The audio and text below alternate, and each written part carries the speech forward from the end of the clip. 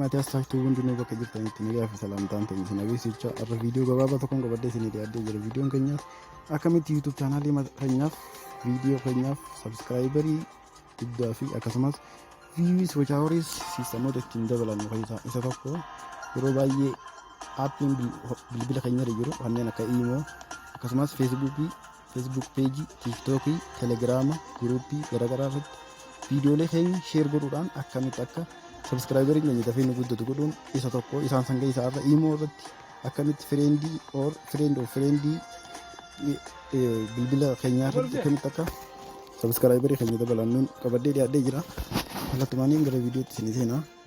Gara viidiyootti seenuun dura wanni godhuu qabdan warri as taasistu subscribe chaanaalii kiyyaa faarii kan taatan subscribe godhuun akka yeroo hunda viidiyoon keenya isin bira gahuuf on notification irra godhadhaa jecha kallattumaaniin gara viidiyootti isin seenaa.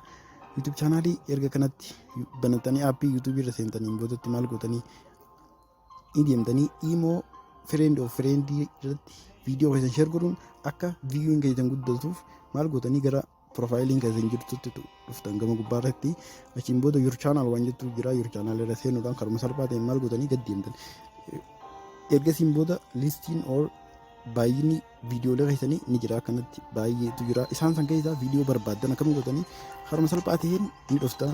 Viidiyoon kun amma fakkeenyaaf viidiyoo YouTube chaanaalii keessan irratti viidiyoo viiyuu isaa xiqqaate kan jiru kana mata dureen isaa sheer godhuun barbaadataan maaliin godha ni dhufa gama gubbaa kanarra. Ergaan gama gubbaa kanarra dhufe maali tuqaa sadii jira. Tuqaa sadii sanarra kilikiin godha. Ergasiin booda maali sheeriin jaanii jechuudha. Sheer ergatteen booda maaltu jira? Aappilee adda addaa kan bilbila keessanirra fayyadamtan karuma salphaan agartanii kana jiranii isaan san keessaa iimoo kanarratti sheer godhuu barbaada yoo ta'es kanarratti godhuu barbaada yoo ta'es irratti kilik godhaa jechuudha. Saniifuu iimoo messenger kan jirtu kanarratti kilik godhuu barbaada taanaan akkanatti kilik godhaa. Isaan dhufa friend or my story jettee jirti. Raayitii godhuudhaan lachuutu karuma salphaa ta'een history keessatti akka taa'u friend irratti akka taa'u godhuudhaaf jechuudha. Saniifuu shariika kiyyaarratti or friend of friend kontentii keessatti sheer godhuu barbaadnaan akkanatti irra kilik godhaa kallattumaan seendi jettaan.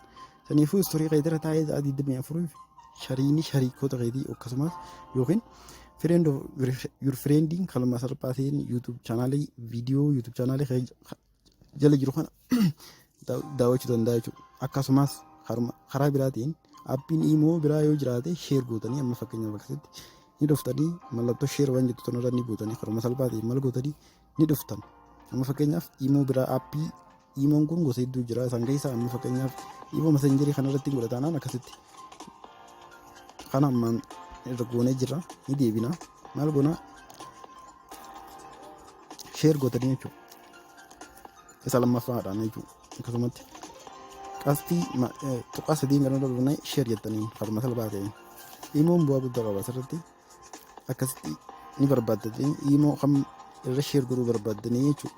Amma fakkeenyaaf iimoo kanarratti godhuu barbaada yookiin isuma jalqaba irra jiru kanarratti godhuu barbaada taanaan kallattumaa iimoo irra kilik goota.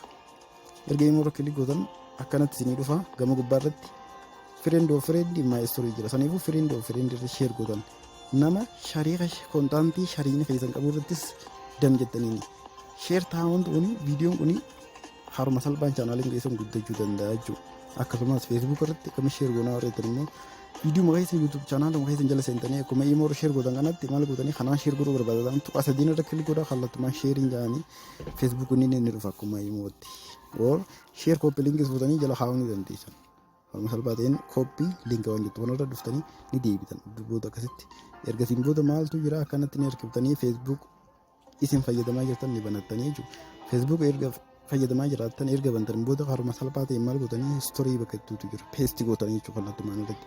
Saniifuu ammaan tana write something your mind waan jettu jira achirratti peestii godhuudhaan kallattumaan maal gootanii peestii karaa biraatiin barbaadan akkanumatti akka tuqxan bilbila keessan bika kiiboordiin itti ol baasuudhaaf barreessan san erga guutuu akka tuqxan akkanatti isin dhufa. Ergasiin booda ni dhuftan poostii waan jettu jira jechuudha jala kanarra poostii gootanii kallattumaan poostii ta'a. Wanti wayisan amma poostii ta'uu jira ni eeggatanii jechuudha kallattumaan. Kana karuma salphaa ta'een promooshinii YouTube chaanaalii keessanii fi akkasumas viidiyoo keessanii illee yommuu poostii ta'ee jira amma viidiyoon kun jechuudha. Kanaafuu namni tambilaliin kun bareedaa taana kallattumaan hundi seenee ilaaluu ni danda'a. Kana har'aaf viidiyoon keenya kanuma waan daawwataniif galatoomaa hanga yeroo itti aanu walitti deebinutti nagaan turaa yeroo gaarii.